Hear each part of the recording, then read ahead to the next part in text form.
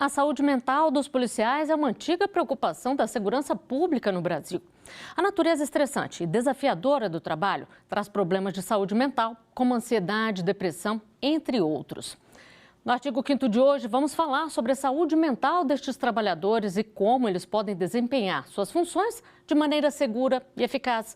Vamos abordar ainda a Lei de Prevenção ao Suicídio de Profissionais de Segurança Pública e Defesa Social, atualizada este ano. Mas antes de começarmos, vamos ver o que diz a nossa Constituição.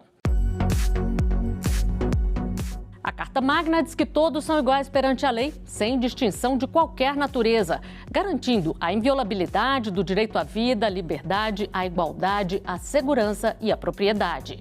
Sobre o tema, eu converso agora com o advogado e professor de Direitos Humanos, Frederico Afonso, que é coronel da Reserva da Polícia Militar do Estado de São Paulo, e com a Aline Xavier, psicóloga da Penitenciária Feminina do Distrito Federal e doutoranda em Saúde Mental, Gênero e Criminalidade na Universidade de Brasília. Muito obrigada pela participação de vocês aqui. E antes de começar a nossa conversa, eu chamo vocês a assistirem a uma reportagem com números sobre a situação dos policiais. O último relatório anual do Fórum Brasileiro de Segurança Pública de 2022 constatou que 121 policiais, entre militares e civis, tiraram a própria vida somente no ano de 2021. Isso corresponde a um aumento de mais de 55% em relação ao ano anterior. Os dados apresentados mostram um crescimento expressivo de casos no Maranhão e Rio Grande do Sul. Outros números preocupantes que acumulam alta desde 2019 vêm do Distrito Federal e de Pernambuco, que também registraram um aumento elevado de suicídios de policiais. Doutora Aline, o que dizer dessa triste realidade, desses números? Eu acho que, antes de tudo, é importante parabenizar o programa por trazer esse tema que ainda é um tabu. É um tabu de falar de suicídio no Brasil e é um tabu maior ainda falar de suicídio entre os policiais, né? Que são uma população que, pela literatura, de grande risco de tanto de sofrerem de transtornos mentais, né, quanto de tentarem suicídio e chegarem a concretizar. Né? É realmente uma triste realidade e é de extrema importância publicizar, né, essa questão. E quais são as principais causas do adoecimento mental aí dos profissionais da segurança pública? Flávia, primeiro eles vivem com uma situação de estresse muito grande, né? Um alto nível de estresse. Isso por si só já torna esse público mais favorável a desenvolver algum tipo de transtorno mental, né? E aí, por transtorno mental, a gente pensa principalmente os transtornos mentais comuns, que são transtornos de ansiedade, depressão, né? E quando se pensa principalmente em depressão, geralmente, o imaginário popular é de uma pessoa que está deitada em casa, que não dá conta de fazer as coisas, né? Mas existem outros sintomas da depressão que, nesse caso, devem ser vistos, né? Professor Frederico, o senhor viveu na prática aí, né, por muitos anos, já que é coronel da reserva. Como é que é a situação? A questão da hierarquia e também a questão da tensão, como disse aqui a doutora Aline, elas influenciam diretamente, professor? Essa questão da pressão, da hierarquia, são elementos como se fosse um combustível para que tudo isso acabe dando errado ali na frente. Você vai alimentando. É a pressão, o não reconhecimento da sociedade, o não reconhecimento da imprensa, o não reconhecimento, muitas vezes, determinada questão de uma operação policial dos seus superiores, problemas quando ele chega em casa. Eu gosto muito, muito daquela parte do filme Tropa de Elite 1, porque aquilo ali tem uma semelhança absurda com a realidade, quando então o Capitão Nascimento vai conversar com uma psicóloga, né? O policial, não importa o tipo de polícia, qualquer que seja ele no país, ele tem dificuldade de se abrir. Ele tem dificuldade de conversar com a psicóloga. Então, isso faz com que aumente a pressão interna dele, aumente os problemas. E aí, uma frase coloquial: o tambor vai enchendo, não tem vazão e uma hora vai transbordar. E o que diz a Lei Nacional de Prevenção ao Suicídio, doutor Frederico? Na verdade, a lei é uma lei de 2019, tem uma lei atualizada, essa lei foi atualizada agora, em janeiro de 2023. Nós temos legislações estaduais nesse sentido. Aqui no estado de São Paulo, temos uma lei específica da saúde mental do policial, com decreto, e a ideia sempre é você criar uma rede de proteção. Você tem que dar o suporte suficiente. Claro, eu não detenho conhecimento aí das 27 polícias civis do país, da Polícia Federal, da Polícia Rodoviária Federal e das 27 polícias militares do país. Mas a Polícia Militar ela é a maior do país. E ela é muito precursora aqui nas mais diversas naturezas. Então, nós temos, por exemplo, um manual de prevenção ao suicídio. Adianta você fazer um manual de 20 e poucas páginas e você publicar um manual? Com todo respeito, adianta você fazer uma lei que tenha as melhores das intenções? De nada adianta nós fazermos a cada momento as casas de leis respectivas inúmeras legislações se nós não tivermos uma conscientização de fato. Aqui você tem que quebrar a parede, Flávia. Você, a doutora Aline, deve receber, claro, ela por uma questão de código de ética não vai poder comentar em casos, mas você tem que quebrar o escudo. O policial, ele tem, na verdade, é uma questão muito mais antropológica e sociológica que vai aqui resultar numa transversalidade ao direito à saúde. Então, volto ao barril, que é a área da doutora Aline. Vai enchendo e não vai tendo vazão. E você tem um elemento material aqui e é o diferencial de todas as outras profissões. O policial tem uma arma de fogo. Doutora Aline, como quebrar essa resistência, então, e oferecer o apoio psicológico que é tão necessário, principalmente numa profissão como essa? Existe uma cultura institucional dentro da polícia que vamos ser fortes, né? Não demonstre fraqueza, não demonstre, seja ativo, seja proativo. Né? Então, quando a pessoa está passando por alguma situação de vulnerabilidade psicológica, muitas vezes ela é julgada dentro do próprio sistema. É extremamente importante que esse trabalho psicoeducativo seja feito para que a pessoa possa se desconstruir. Então, é necessário, antes do atendimento no Provida, um trabalho de psicoeducação, para que esses profissionais se sintam também no direito ali, né? Para além de no direito, se sintam confortáveis de buscar esse apoio psicológico, que é extremamente necessário para essa profissão. Bom, e a nossa produção recebeu uma pergunta de telespectador. Vamos ver? Qual o reflexo dos transtornos mentais no trabalho dos profissionais da segurança pública? Professor Frederico, o que isso causa no dia a dia de um profissional? O policial está irritadíssimo, o policial ele já não sai bem. O policial, então, se ele está abusando de drogas, e aqui a gente tem que ser transparente, lícitas ou ilícitas, então, qual o tipo de profissional que eu vou me deparar? Um profissional agora que não dormiu, um profissional que, por exemplo, que já está com um salário ruim e, por causa disso, na sua folga, o merecido e sagrado descanso, ele foi trabalhar numa atividade, como a gente chama, extra-corporação, ou muitas vezes, dentro da própria corporação, num programa de horas extras, um programa da sua folga, e ele vai literalmente matando aos poucos a sua saúde mental. Qual a condição física, qual a condição mental deste policial? Claro, se este policial ele trabalha ali na sua esfera administrativa, numa operação, numa área de logística, numa área de relações públicas, é menos danoso. Agora, e se este policial, ou esta policial, está numa linha de frente, numa área operacional, portando uma arma, num patrulhamento, seja qual a sua esfera, você imagina só, o policial rodoviário federal, ele está ali numa malha viária, ele e o seu parceiro, de centenas, e não estou exagerando, de centenas de quilômetros apenas ele.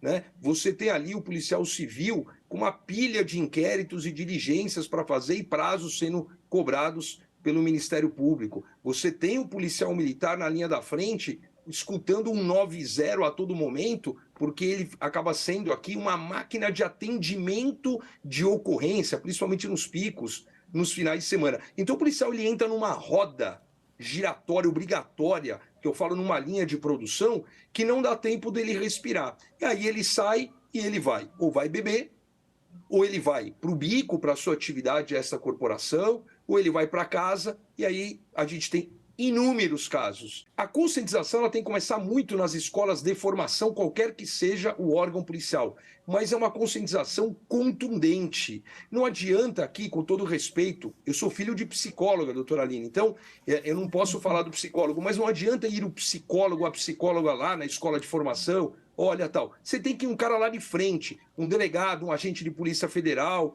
um agente ali, um inspetor da Polícia Rodoviária Federal, nos municípios, não é a realidade de Brasília, que possuem guarda municipal, e a guarda municipal tem uma cobrança além da própria polícia local. Você tem que ter um cara de uma tropa especial, porque muitas vezes o aluno, eu pergunto isso sempre na sala de aula, o que você está fazendo aqui? Eu sei que ele está numa escola de formação. O que você pretende? Onde você quer chegar? E a quantidade de pessoas que querem sempre ir para as tropas especiais. Você tem que trazer um cara da tropa especial, qualquer que seja ela dentro da polícia, e o cara rasgar a verdade ali e trazer e falar assim, olha, este é o peso. É isso que você tem que pedir ajuda quando você detectar tais e tais sinais. Eu adoro aquele livro que virou série na Netflix, Os 13 Razões. Eu sou um estudioso, eu chefiei o departamento e a divisão de direitos humanos da Polícia Militar de São Paulo e a gente tinha uma relação muito próxima com a diretoria de saúde que cuida desse assunto tão delicado. E eu falava isso, falei assim, olha, de alguma forma a gente tem que trazer ajuda. Eu não sou da área do direito de saúde, porque a gente tem um grau muito alto também, Flávia, que a gente às vezes nem comenta, de policiais que se matam quando aposentam. Mas é muito alto e acaba não chamando a atenção justamente por ele não estar na ativa. Cada policial que tira a vida, aqui a gente tem os grupos, você fica sabendo na hora. A ocorrência na área tal, soldado, o cabo, o sargento, tirou a vida. Mas eu recebo muito pouco dos policiais que aposentaram.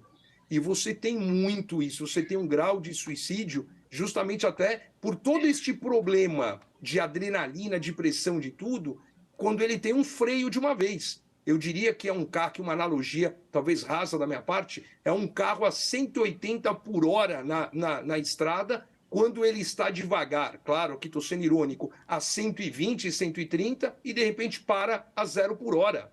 Bom, nós vamos continuar nossa conversa no próximo bloco, após o intervalo. A gente volta rapidinho. Até já.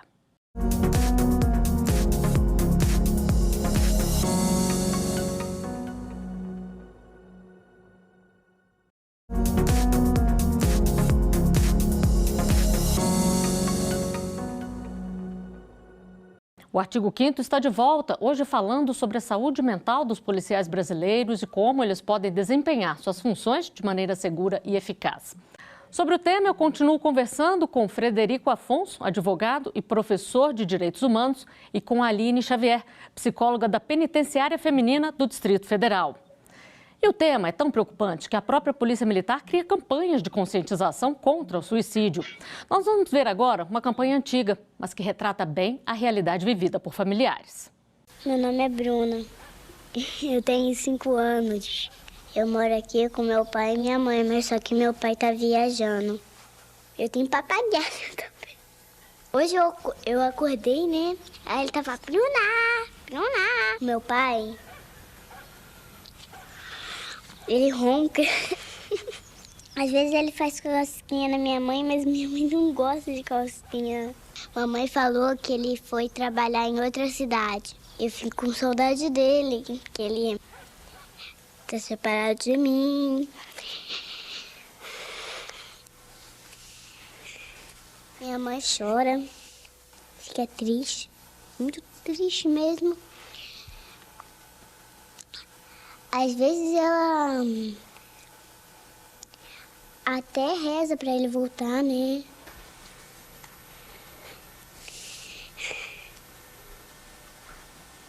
Doutora Aline, como trabalhar a prevenção para evitar que se chegue a esse ponto do policial tirar a própria vida? Flávia, assim como o professor Frederico falou, é de extrema importância que essa prevenção comece desde o início da formação mesmo, né? E eu acho que assim, é uma preparação para o atendimento psicológico, os policiais ouvirem, né, de outras pessoas que têm uma patente maior aí, ouvirem dos efeitos psicológicos do serviço, né? É um trabalho duro, é um trabalho que se vê muita violência, né? Assim, que pede um endurecimento físico também, né? Assim, dessa coisa do não demonstre tristeza, seja impenetrável na questão da tristeza, né?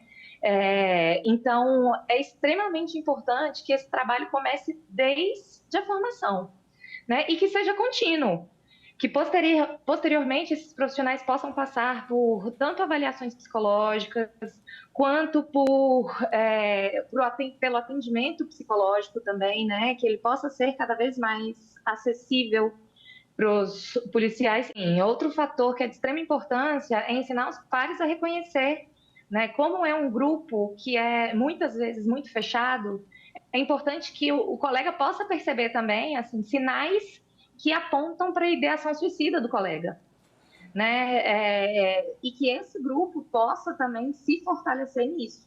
Professor Frederico, e quais são as estratégias previstas aí pela lei que foi atualizada agora em janeiro? Olha, a legislação ela aponta justamente um fortalecimento das redes, uma questão de acompanhamento. Na verdade, a lei ela é federal, então você tem aqui uma questão de autonomia administrativa, financeira e política, fala da parceria dos estados, fala da parceria da União, mas cada órgão tem a sua obrigação de detectar e de tomar as providências e não ficar apenas à espera da legislação. A legislação agora ela foi atualizada em janeiro, traz algumas questões extremamente importantes, mas a conscientização realmente ela é a maior ferramenta de todas. Os sinais, né? Dificilmente você tem ali um tentante que não veio dando um sinal. Todo mundo tem uma rotina de comportamento. Então, por que ele mudou?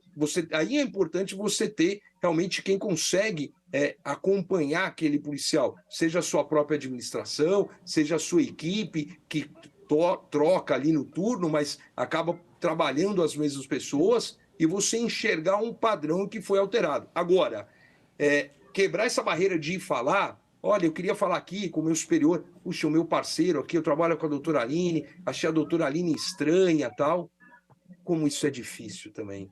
Como é difícil do próprio parceiro levar o outro, né? Como se fosse uma fofoca, como se fosse, então, assim, são essas portarias, essas fortalezas que tornam-se difíceis nós passarmos, né? Como eu gostaria de ter essa magia realmente de passar. Eu acredito sim que é quase aqui, entre aspas, do que eu estou falando, uma lavagem cerebral diária na formação e nos estágios de aprimoramento mensal, bimestral, nas reuniões que eles passam, ser um assunto obrigatório para falar. Porque o policial acaba passando pelo crivo do profissional de saúde em determinados pontos apenas, realmente pontuar alguma questão mais contundente, mas ele tem que passar com mais frequência. Enfim, sempre foi uma vontade minha de verificar essa questão. E vamos a mais uma pergunta que a nossa produção recebeu.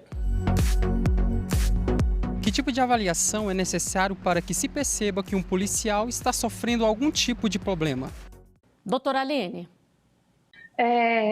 Acho que isso aí passa por várias questões, na verdade, né? Essa avaliação, ela passa ali no grupo de perceber um maior nível de irritabilidade, né? Até ao ponto de chegar no consultório do psicólogo, né? Como o professor Frederico falou, é mais difícil, é bem mais difícil, né? E geralmente quando chega são casos que estão mais cronificados, que vão parar no consultório porque o policial ele já está com um abuso de substância muito grande, né? Com comportamentos de risco que são gritantes, né? Assim, sair sem dirigir, enfim, vários comportamentos que são preocupantes e que colocam a pessoa em risco, né?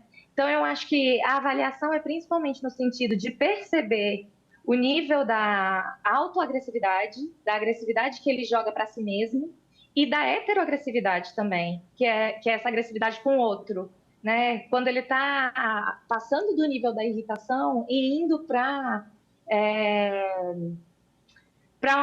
um nível de ação ali que já está desproporcional. Isso já é um sinal aí amarelo, né, de que tem alguma coisa errada. E vamos à última pergunta que a nossa produção recebeu. Quais são os direitos dos policiais diagnosticados por doenças psicológicas? Professor Frederico, foi diagnosticado? E aí? O policial pode ser afastado? Como é que funciona na prática? Bom, vamos lá. Na prática, o policial ele varia de polícia para polícia, né?